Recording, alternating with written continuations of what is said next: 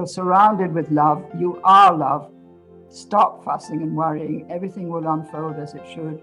You've done what you can. You've done as much as you could do under the circumstances.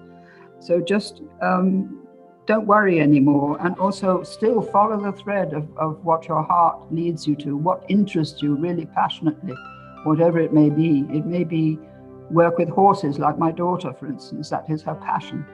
It may be art, like my husband. It may be politics, whatever. You have to follow your heart. As what's his name said, Joseph Campbell said, follow your bliss. Yes, I would say, relax. It will all work out.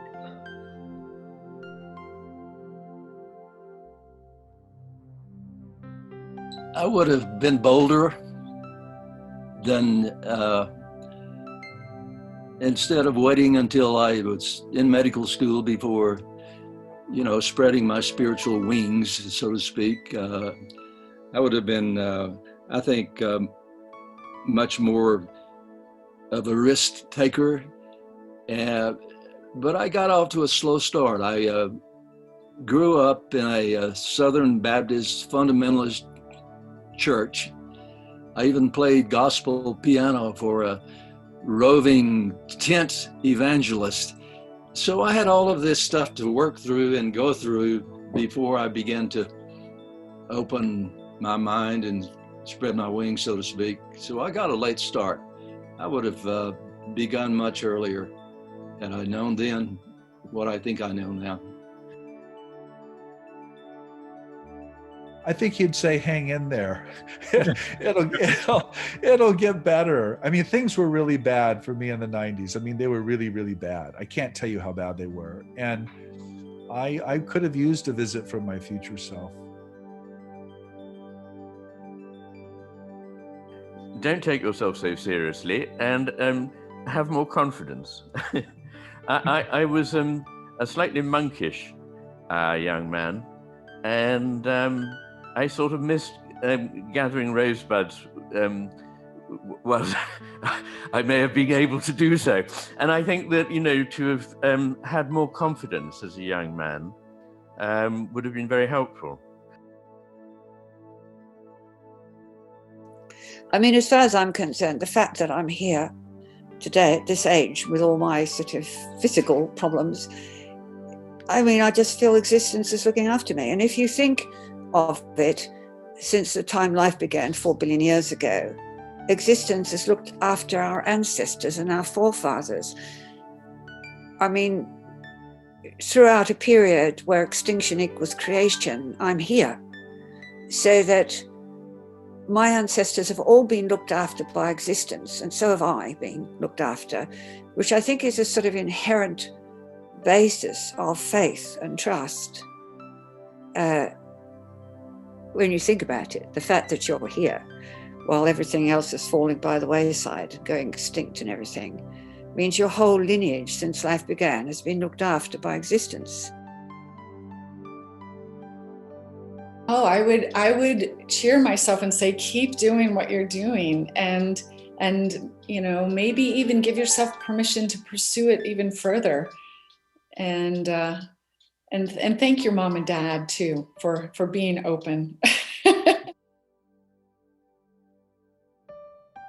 The thing that I very strongly recommend to myself periodically, or to anybody who will listen to me, is to become a searcher rather than a believer. Don't be against belief. After all, I can initially, temporarily believe that what Christ said is worth listening to, what the Buddha said is worth listening to. But then if Christ says, for example, I just take one remark to be able to construct sentences here. He said, unless you leave yourself behind, you cannot be a follower of mine.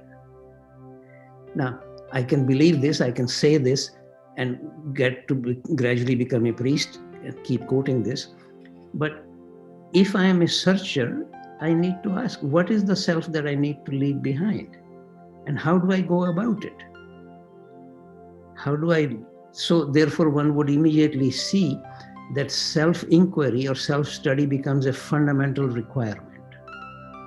But you will never find even that expression in any of the canonical gospels. But the moment you look at any non-canonical gospel, you immediately find this emphasis. So you see the trouble. In my judgment, I often say, in fact, my partner thinks I'm saying it too strongly, that religions have done more harm to spiritual search than any other institution. They just want you to become believers rather than searchers. So if I had to give any advice to any young person, that's what I would say. That I'm very aware that with it always being now, you actually can change your own past. And I'm not sure I want to. It's not that I've led a perfect life.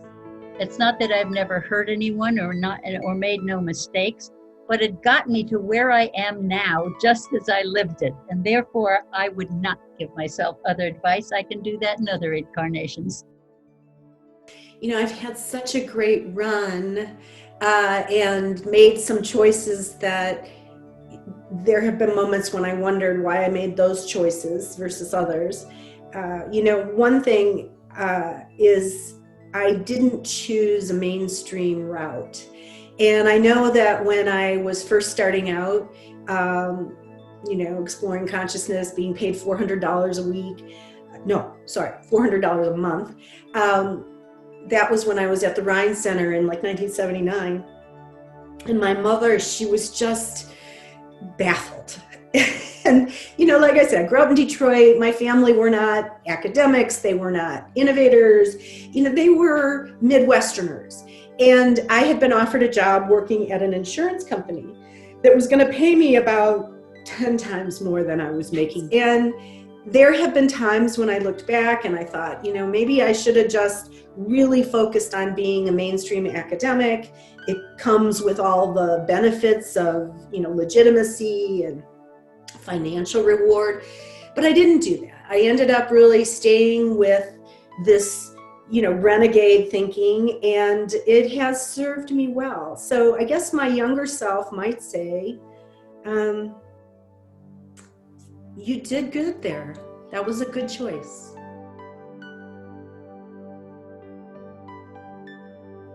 I think probably if my younger self, say going back to my adolescent years, which is often, I suppose, when we most need counsel from our later self, it would be along the line of what I'm saying, that there